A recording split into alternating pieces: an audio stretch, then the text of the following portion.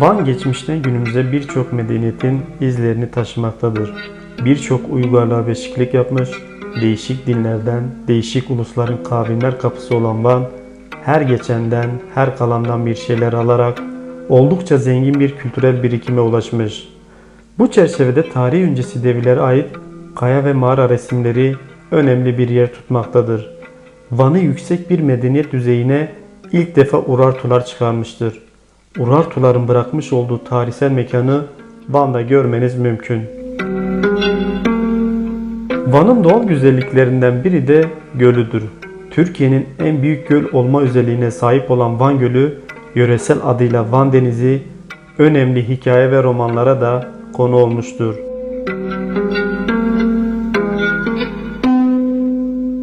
Edebiyatın usta isimlerinden olan Yaşar Kemal, Van Gölü'nün maviliği ile ilgili duygularını şöyle ifade eder. Dünyada hiçbir göl, hiçbir deniz, hiçbir su Van Gölü'nün maviliğinde olamaz. Masmavi, deli eden bir mavilik. Ne gökyüzünde vardır öyle bir mavi, ne de başka bir yerde.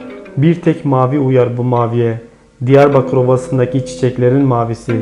Bir de camı kırıp kesitine bakın. İşte o mavi.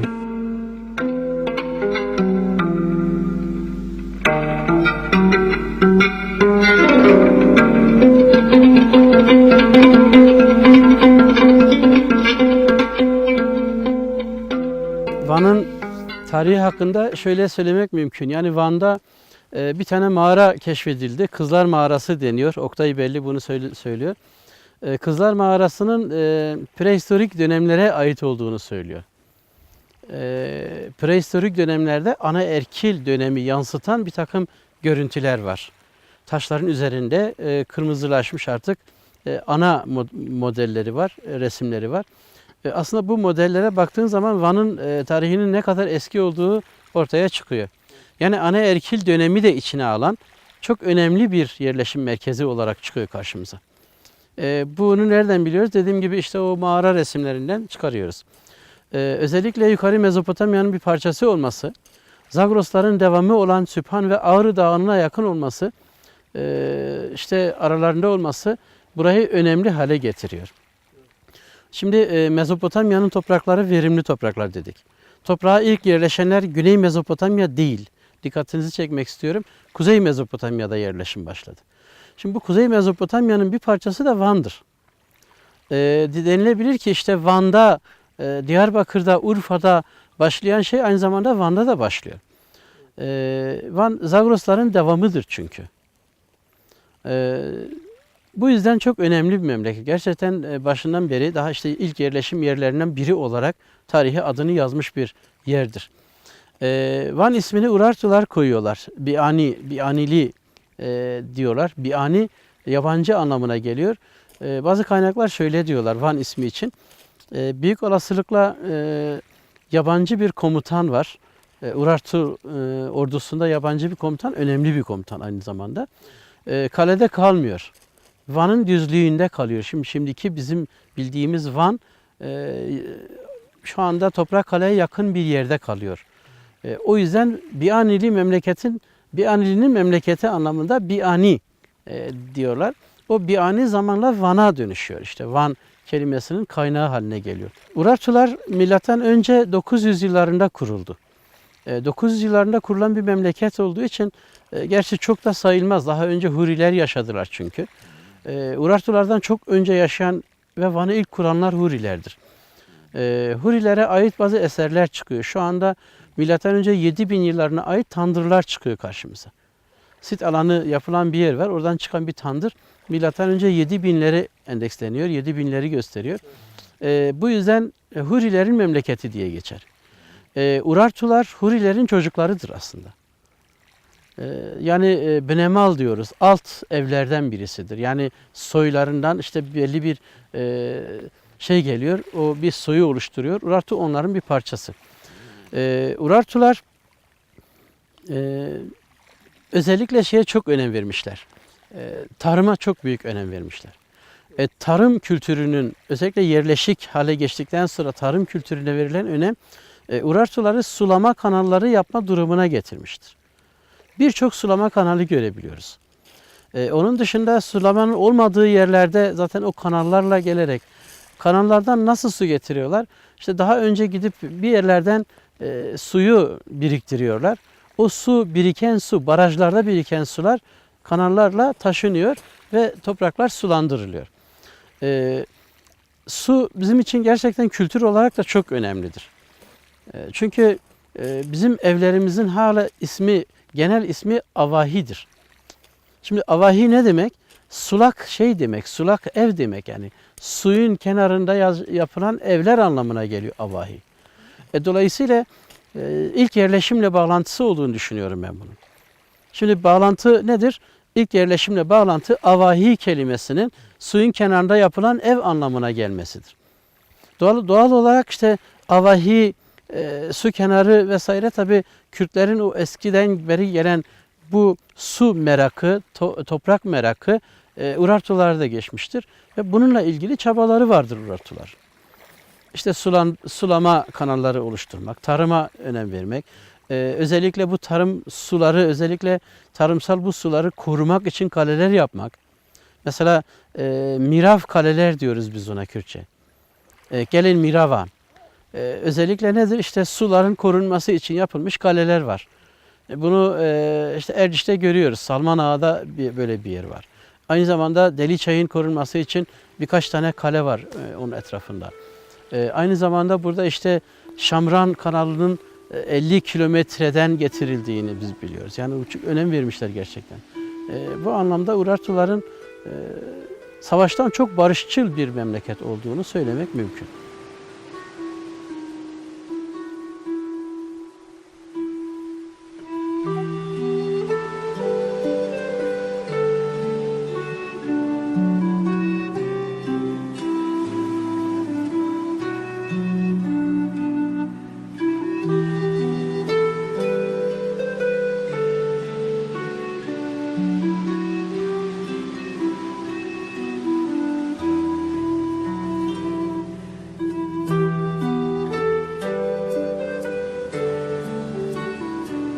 Van'ın doğal ve kültürel zenginliğini bir programa sığdırmak mümkün değil.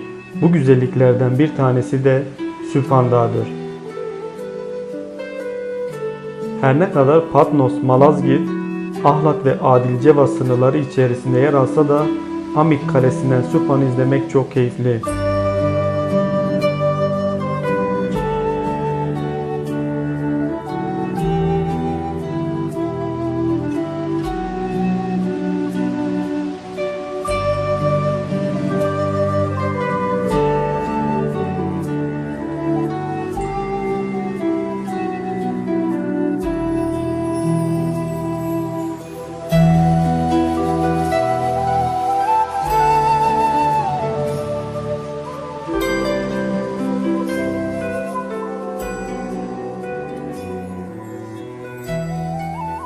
Tarih ve doğanın buluştuğu nadide yerlerden biri olan Amik Kalesi, seyre doyumsuz manzarasıyla ziyaretçilerini ağırlamaktan çok memnun. Urartuların bırakmış olduğu güzel eserlerden bir tanesi de Amik Kalesi'dir. Doğal güzelliğinin yanında aynı zamanda tarihsel geçmişiyle de iz bırakan bir mekandır. Kale, Van'ın 35 kilometre kuzeyinde Yeşilsu köyünde bulunmaktadır. Köyün tarihi ise M.Ö. 5. yüzyıla dayanmaktadır. Urartular döneminde eski isminin Simat olduğu söylenmektedir. Tarihi kadar doğal güzelliğiyle de dikkat çeken yerlerden olan Amik Kalesi, Van'ın bilinen mekanları arasında yer almaktadır. Tarihinde birçok uygarlığa ev sahipliği yapan Amik Kalesi'nde Ermeniler döneminden kalan mezar taşlarına da rastlayabilirsiniz.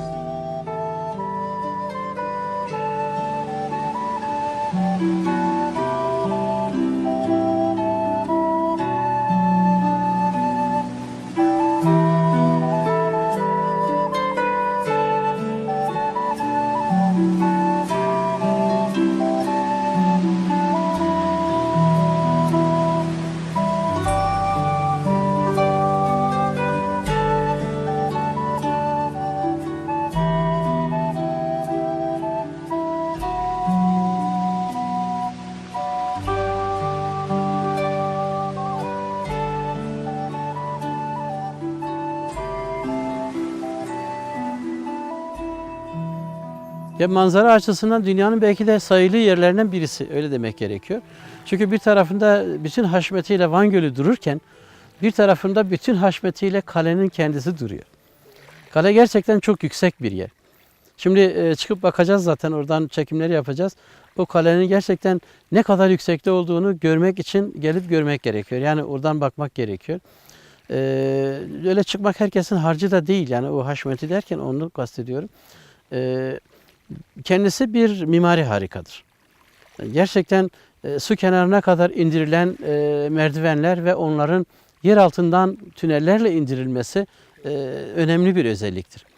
Şu arkamda gördüğünüz yer aslında tünelin girişi kabul etmek gerekiyor. Denize sıfır olan tüneller, işte gemiler gelecek, denize sıfır tünellerden yukarıya kadar belli bir yerden, yerin altından çıkılacak. Ondan sonra da merdivenlerle, taşlara oyulan merdivenlerle yukarıya kadar, tepeye kadar gitmek mümkün. Amik Kalesi'nin bir önemi de şu, yani özellikle önemli olmasının sebeplerinden birisi de şudur. Bir iskele kale diyoruz biz bunlara. Urartuların iskele kaleleri vardır. Mesela biri Amik'tedir. Biri Van Gölü'nün Van Kalesi'nin kendisindedir. Van Kalesi'nin kendisi o zaman su, özellikle Van Gölü ta kalenin kenarından başladığı için orası da bir iskele kaleydi. Aynı zamanda Amik bir iskele kaledir. Erciş Aganis Kalesi vardır. Şu anda toprağın şeyin içinde kalmıştır bir kısmı. Eski Aganis Kalesi diye geçer. Urartuların bir yapısıdır. O da iskele kalelerin bir zincir, bir halkasıdır yani. Bir başka halkası Adilcevaz'dadır. Bir başka halkası Ahlat'tadır, Tatvan'dadır. Buralar bütün Bianili ülkesinin, özellikle Nairi ülkesinin ya da Urartuların, eskiden Asurlar onlara Nairi ülkesi demişler. Urartular Nairiler diyorlar. Nehirler ülkesi anlamına da geliyor. Buranın su yoluyla taşıma yaptığı, belki de dünyada ilk defadır, su yoluyla yapılan taşımalardır bunlar. Ve bunlar özellikle Amik, Erciş, Eganis, Adilcevaz, Ahlat ve Tatvan kaleleri birer iskele kale olarak dünya sahnesine çıkıyorlar zaten.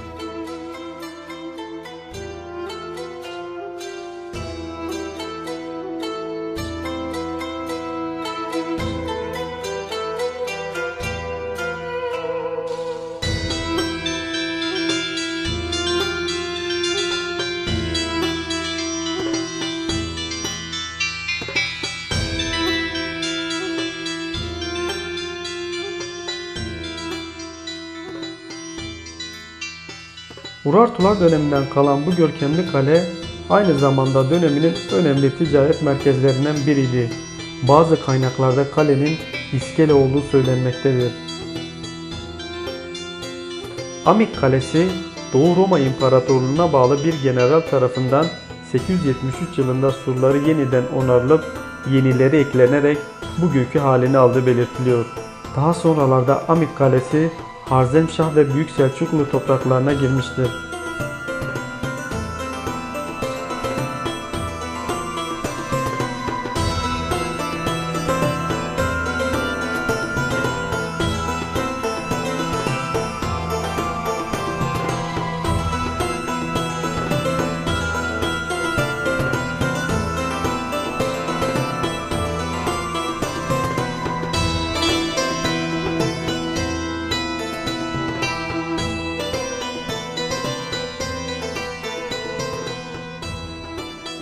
Van kenti Urartuların bir kentidir. Urartuların en önemli özelliği çok bol bol kale yapıyor olmaları. Kaleler, işte sular, bentler, barajlar ve benzeri şeyler yaparak özellikle yaşamlarını sürdürmüşler. Van'ı oldukça sulak bir kent haline dönüştürmüşler. Yani çok önemli çalışmalar var. Özellikle bayındırlık çalışmaları çok önemli. Amik Kalesi de bu çalışmaların içindeki bir yerdir. Yani bu şu anda bulunduğumuz yer Amik Kalesi. Van'a 35 kilometre uzaklıkta. Van Karayolu'na 30 kilometre bir ayrılıyoruz. 30 kilometre sonra ulaşıyoruz. Özellikle ilk krallardan başlayarak birçok eser verilmiştir. Bu Urartuların eserleri öyle başlıyor. Sarduri Hinili dediğimiz Sarduri'nin temellerinden yola tutarak işte Argışti, arkasından Manua ve benzeri bir kral silsilesi sırasında yavaş yavaş birçok şey yapılmıştır.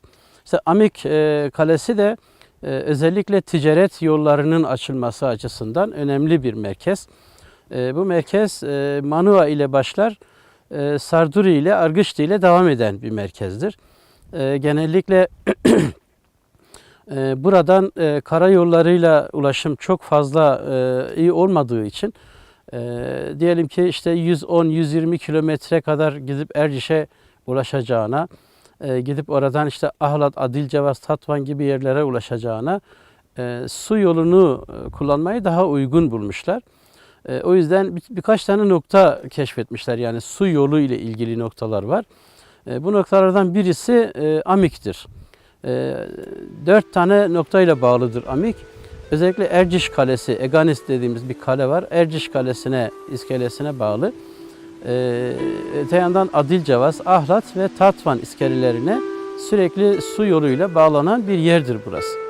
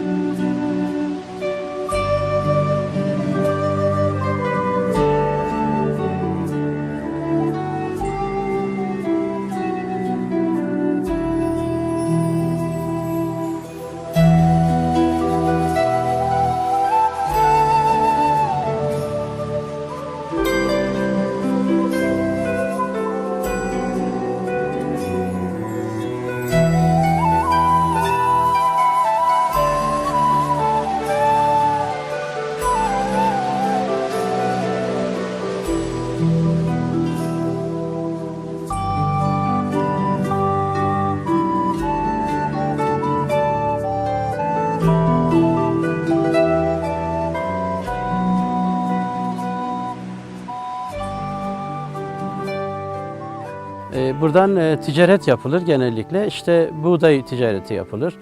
Arpa, yulaf, çavdar ve benzeri tarım ürünleri yanında işte hayvanlar gönderilir, getirilir, alınıp satılır.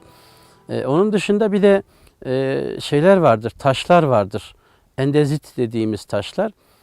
Bunlar da dünyanın çok önem verdiği, çok uzun zamandan beri önem verilen taşlardır bunlar.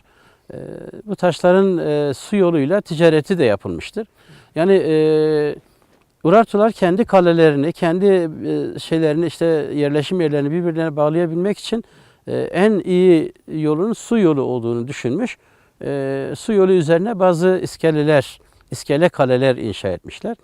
Bu iskele kalelerden birisi de zaten Amik, üzerinde durduğumuz kaledir. Burası hem bir kaledir, çok önemli bir yerleşim merkezidir Urartular için, hem de bir iskeledir aynı zamanda. Kara yoluyla yapamadıklarını su yoluyla yapmışlar, buraya getirmişler. İşte bu şeyi Urartu iç ulaşımı deniz yoluyla sağlamaya çalışmışlar. Şu anda üzerinde durduğumuz kalelerden birisi böyle bir kaledir. Argışti zamanında olduğunu ben düşünüyorum. Çünkü o dönemde önemli bir bölümü yapıldı kalelerin. Mesela Erciş Kalesi de Argışti tarafından yapılmıştır. Zaten Erciş'e adını veren Argışti'dir. Argışti'nin hem Zırnakultepe'de büyük bir yerleşim yeri vardır. Hem de Eganis Kalesi adını verdiğimiz bir kale var Çelebi Bağı'nda. Onun asıl kurucularından birisi Argışti'dir. O yüzden Argışti Henili adıyla anılıyor. Buradaki taşlara bakıyoruz. Bu taşlar biraz bombeli yapılmış. Bu taşlarda Rusa'nın da özellikle Rusa 1. Rusa'nın tarzı görülüyor. Bombeli taşları, özellikle kalelere bombeli taşları koymak işini Rusa akıl ediyor. Ayanis Kalesi'nde bunun çok iyi örneklerini görüyoruz mesela. Şeyde var, diğer birçok yerde var. Rusa da kale inşasında önemli bir kişidir. Yani gerçekten 1. Rusa olsun, 2. Rusa olsun, aradaki babaları olsun, diyelim dedeleri, işte sülsile geliyor, bir sülalesi var. Bunların hepsi kale inşasında çok önemli yer tutmuşlar. Burası da işte diyelim ki Argışti'nin başlattığı, belki de Rusa'nın, 2. Rusa'nın bitirdiği kalelerden birisidir.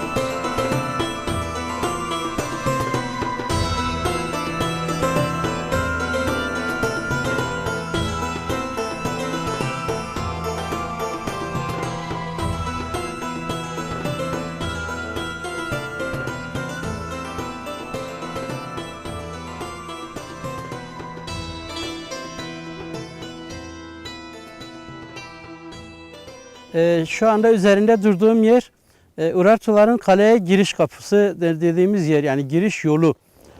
Urartular deniz yoluyla geldikleri zaman özellikle şu aşağıda, biraz sonra görürsünüz, arkadaşlar gösterecekler zaten. Aşağıda bir tünel kazmışlar. O tünel ile merdivenlerle, basamaklarla yukarıya doğru çıkıyorlar. Bu basamakların şu anda bulunduğu yerdeyim ben. Yani şu anda bir tepede bir kayanın üzerinde duruyorum. Kayanın hemen yanında basamaklarla aşağıya inişler söz konusu. Yukarıya çıkışlar söz konusu. Ta aşağı tünelden, özellikle yer altından yaptıkları bir yol var. Bu yolu izleyerek yukarıya doğru çıkıyorlar. Buralara kadar geldikten sonra artık yerin üzerinden yola devam ediyorlar yollarına. Daha sonra arkadaşlar gösterecek, yukarıda, şu yukarıda merdivenler var. Sünni merdivenler de konmuş bu arada. O merdivenler taş basamaklara kadar çıkarıyor. O taş basamaklardan özellikle şu gördüğümüz kaya bloğunun üzerine kadar çıkmak mümkün. Tabii eğer sizde bir yükseklik kompleksi varsa tavsiye etmem. Çünkü oldukça büyük bir, yüksek bir kayalıktan tırmanmak gerekiyor. Bunu o dönemde gerçekleştirmişler, işte nasıl yapmışlarsa. Niye bu kadar yüksek yerlere yapmışlar? Ondan biraz bahsetmek gerekiyor. Yüksek yerlere yapıyorlar çünkü hani bir söz vardır derler ya, insan insanın kurdudur diye. O dönemde işte devlet kendileri, başka devletlerin yağması söz konusu, başka devletlerin baskıları, saldırıları söz konusu. Kendilerini korumak için ne kadar yüksek bir yer bulurlarsa oraya bir şeyler yapmışlar. Bu yüksekliğin sebebi de bu zaten. Yani en yükseklere, en tepelere, ulaşılmaz yerlere kale yapmalarının en büyük nedeni bu. Bunun dışında söylenmesi gereken bir şey var. Van Gölü'nün hemen yanında çok güzel bir manzarası var buranın. Doğa harikası bir yer gerçekten. Bunu da işte o dönemde artık bunu bilerek mi yaptılar, yoksa Dediğimiz gibi burası bir iskele tabii özellikle yapmışlardır. Çünkü iskele kalelerden birisi bu. Su yolunu kullanan yerlerden birisidir. Bu yüzden de önemli bir yer gerçekten. Su kenarında yapılması da bilinçli olarak olmuş olması gerekiyor. Dediğim gibi işte su yoluyla ticaret yapmak için kurdukları bir kaleden bahsediyoruz şu anda.